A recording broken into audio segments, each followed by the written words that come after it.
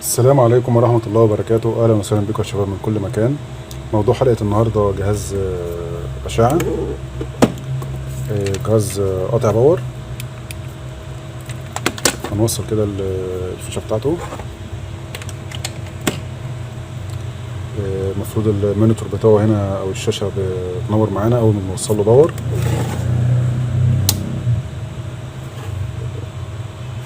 مفيش أي حاجة خالص.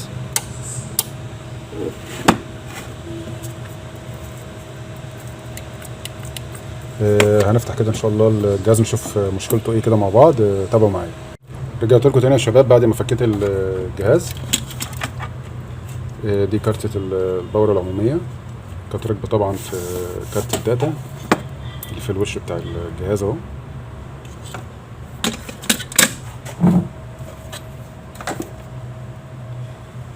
بصوا هنا بعد ما فكيت الجهاز لاحظت حاجة هنا. في حرق هنا عند الموسفيت، وطبعا عامل حرق في المقاومات اللي هنا. طب انت عرفت منين ان دي مقاومات؟ طبعا من الرمز بتاعها على البوردة. المقاومة اللي فوق دي R50 R59، مش باينة كويس عشان الحرق.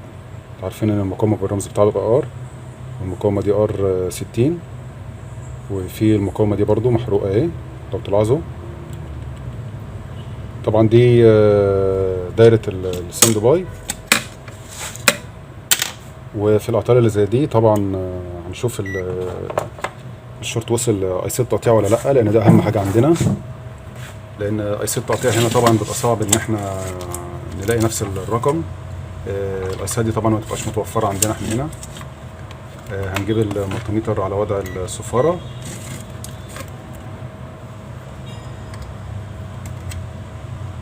نقيس الموسفيت، نشوف الشورت على اطرافه كلها ولا طرفين بس. ده الدرين هنا مع السورس، والجيت برضو شورت.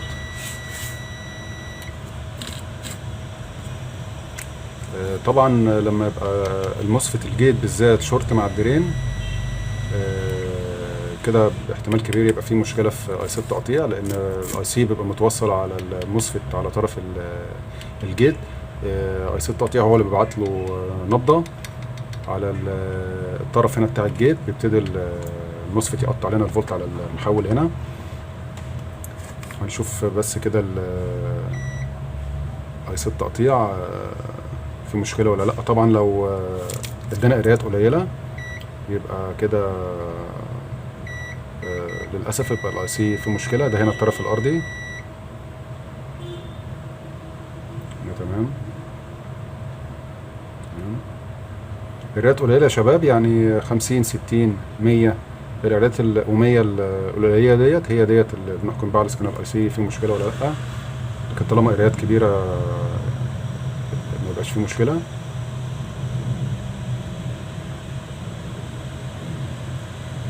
لحد دلوقتي الوضع تمام. في شورت هنا برضه يا شباب، مديني قيمة مقاومة 59 اوم، والرجل دي الخاصة بالتغذية بتاعت الفي سي سي اهو. كده للأسف اي سي التقطيع برضو حصل فيه مشكلة. طب المشكلة دي حصلت ازاي؟ لاحظت هنا لما انا فكيت الكارتة،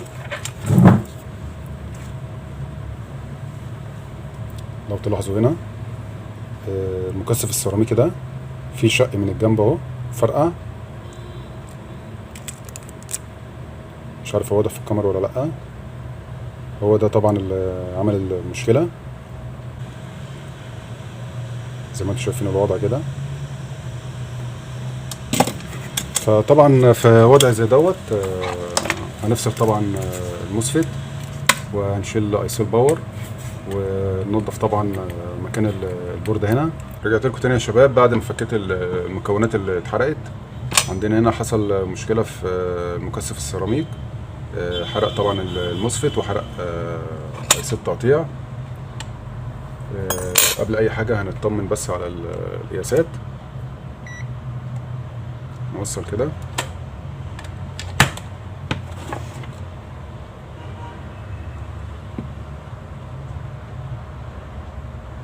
دي هنا نقطة الأرضي، شوف ال 300 فولت على درين الموسفيت. هنا تلاقي ال 300 فولت اهو. تمام.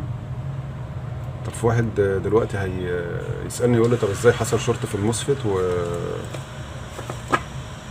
حصلش شورت على المكثف الكبير هنا؟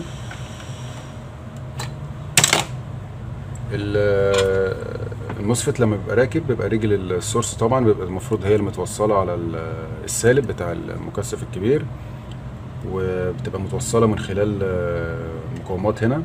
المقاومات دي اللي هي اللي وريتها لكم في اول الفيديو اللي اتحرقت. بيبقى في مقاومات بين رجل السورس بتاع الموسفيت وسالب المكثف الكبير، ولما بيحصل اي شورت هنا في الموسفيت المقاومات بتضرب، وده نوع من انواع الحمايه عشان ما يحصلش شورت على المكثف الكبير يحرق لنا بقيه الدوائر المتوصله على ال 300 فولت هنا. طيب دي طبعا الدايره الرئيسيه اللي هي دايره الستاند باي، اللي المفروض ان انا بوصل الباور بتشتغل اوتوماتيك من غير اي نبض ولا اي حاجه.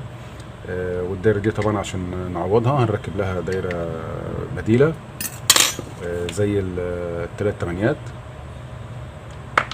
او ال 901. اكيد طبعا كلكم عارفين الدوائر ديت، وهعمل لكم فيديوهات ازاي بتركب، وفرصه نجيب فيديو زي ده اوريكم هو هتركب ازاي الطريقه الصح بتاعتها يعني. دي اللي هي ال 901. وبيبقى عندنا برضو الاوسيليتور اللي زي ده كده.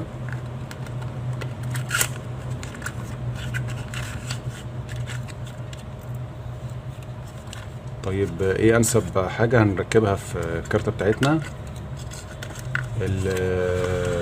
كل كارته وبيبقى ليها دايره من ديت انسب حاجه بتركب ليها.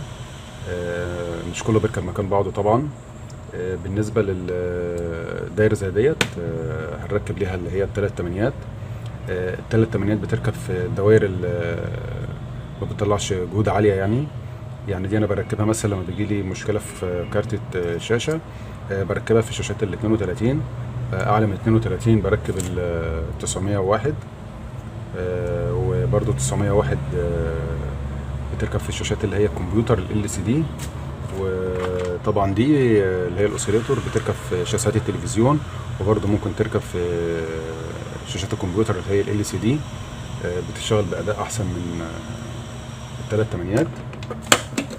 لكن في كارت زي اللي معانا ديت هنركب الثلاث تمانيات، وهوريكم دلوقتي دي هنوصلها ازاي. اخواتي المبتدئين بس هعرفهم طريقه توصيلها ازاي. يبقى عندنا هنا طبعا المكثف الكبير اللي هو بيبقى عليه 300 فولت. ده هنا 300 فولت، و 300 فولت طبعا بيبقوا خارجين على ملف الشوبر.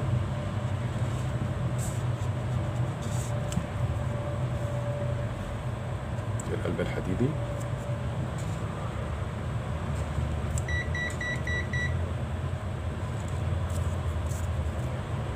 الفولت بيبقى خارج من المكثف، بيطلع لنا على اول رجل من رجول الملف الداخلي في المحول، والرجل التانية الطرف من الملف بيروح لنا على الدرين بتاع مصفة التقطيع.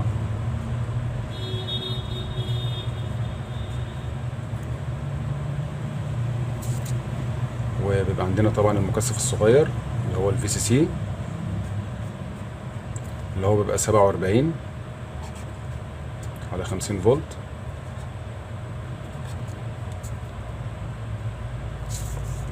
وبيبقى عندنا الفوتوكابلر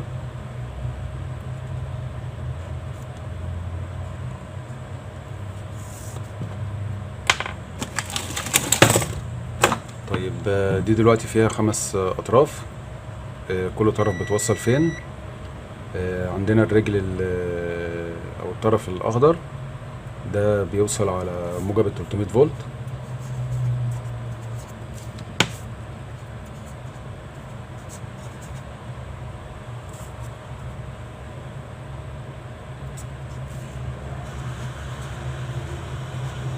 الطرف الاخضر بيوصل على موجب 300 فولت هنا يا شباب.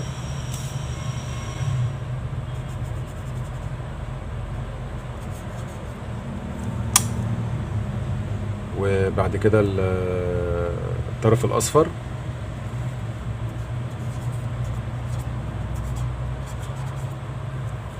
الطرف الاصفر ده بيوصل هنا على الدرين بتاع الموسفيت.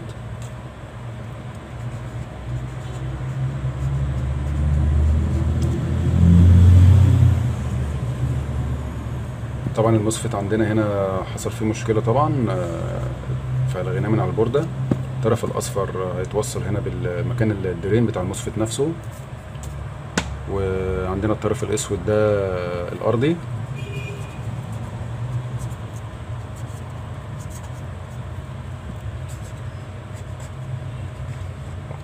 ده سالب 300 فولت.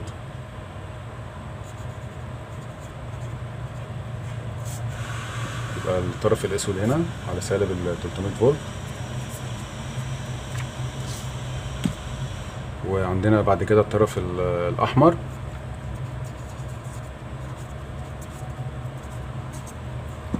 ده بيبقى على المكثف الصغير اللي هو الفي سي سي على موجب 15 فولت.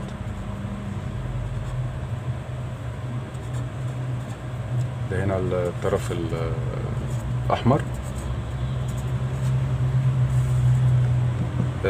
فاضل عندنا طرف واحد اللي هو الطرف الابيض. الطرف الابيض ده بيوصل على الفوتوكابلر التغذيه العكسيه. طبعا الفوتوكابلر بيبقى ليه اتجاه يا شباب، بيبقى ليه نوتش باد على الفوتوكابلر. بين انتوا عارفين ان هو بيركب بين المنطقه الحاره ومن المنطقه البارده. الجزء اللي هو فيه النوتش باد بيبقى في المنطقه البارده. الرجل اللي هي اللي في المنطقه السخنه هنا ده بيبقى متوصل على الارضي. الرجل على طول اللي هي تحت النوتش باد دي اللي بنوصل فيها الطرف الابيض.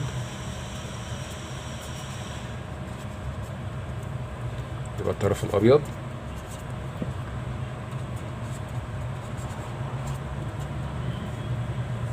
على الفوتوكابلر.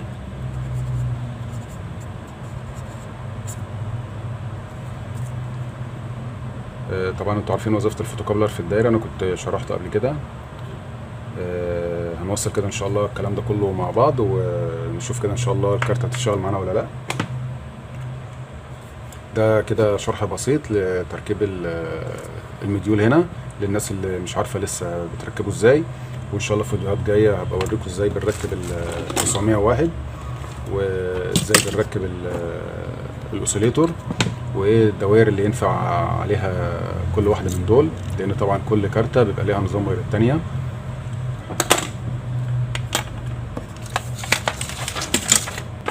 طب احنا عايزين نعرف دلوقتي الاماكن اللي هنوصل فيها الكلام ده.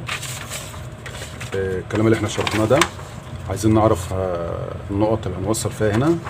طب هنعرفها ازاي؟ هنشغل الملتيمتر بتاعنا، نوصل كده.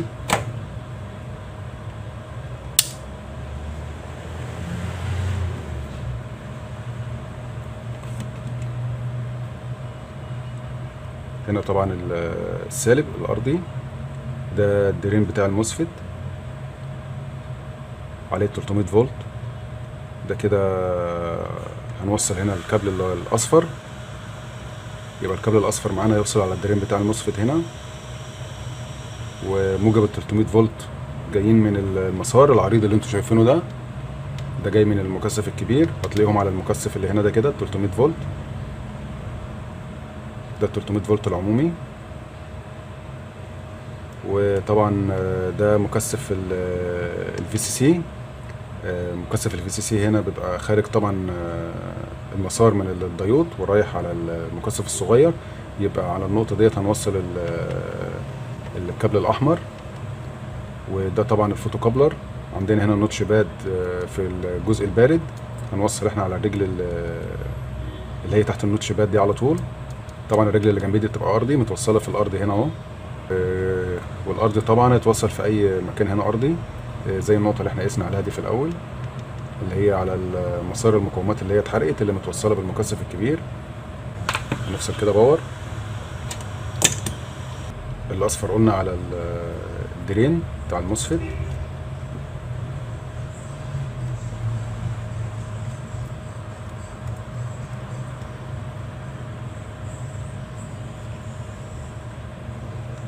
والاسود ده بيبقى سالب ال 300 فولت الارض يعني بتاع الجهاز.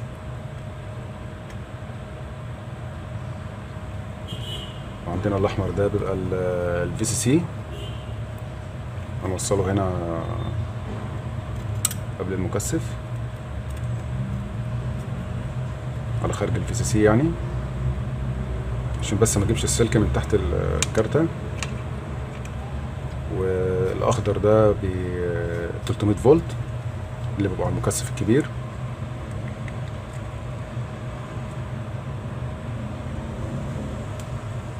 فاضل عندنا كده السلك الابيض اللي بيتوصل على الفوتوكابلر.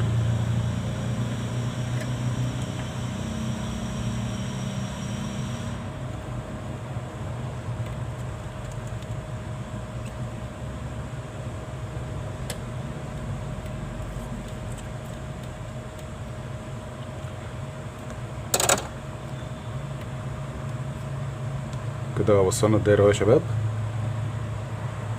وصلنا احنا طبعا زي ما قلت لكم الفوتوكابلر تحت النقطه بتاعت النوتش باد اللي بتبقى في المنطقه البارده. الرجل اللي جنبي دي بتبقى متوصله بالسالب، هوريها لكم اهوت. ده الطرف السالب بتاعنا اهو اللي هو الاسود اهو، في اتصال اهو. دي الرجل السالب، احنا بنوصل على الرجل اللي هي اللي بتبقى متوصله اصلا على الاي سي التقطيع.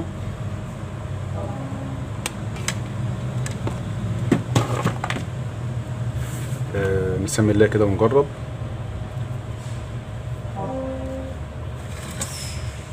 يبقى في لندة باين هنا خضرة صغيرة اهي. هنوصل كده ان شاء الله ونشوف تشتغل ولا لا معانا الكارتة. نشغل باور كده، بسم الله. الحمد لله الجهاز اشتغل اهو.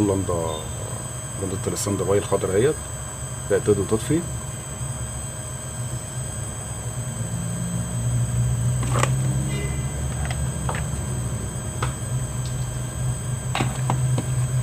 ناخد القياسات كده.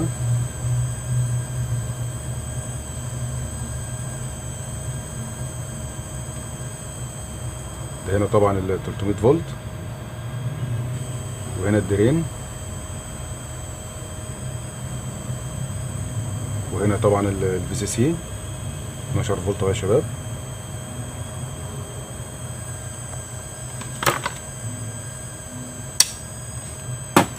هنوصل طيب كارتة الداتا عشان نطمن كده نشوف اخبار الجهود ايه، وهل الجهاز اشتغل فعلا تمام ولا لا.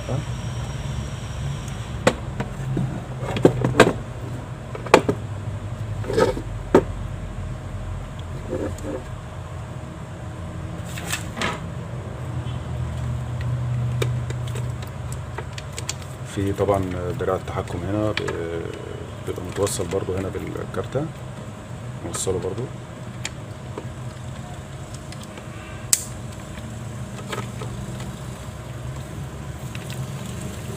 هنشغل كده ان شاء الله، بسم الله. الحمد لله الجهاز اشتغل اهو يا شباب.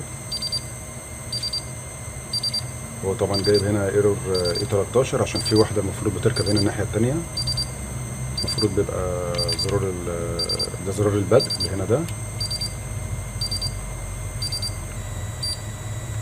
اهو، تمام الحمد لله.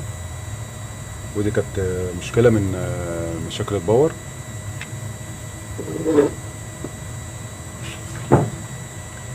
وشفتوا ازاي بنعوض عن دايرة الستاند باي لما يكون الموسفيت مضروب واي سي الباور.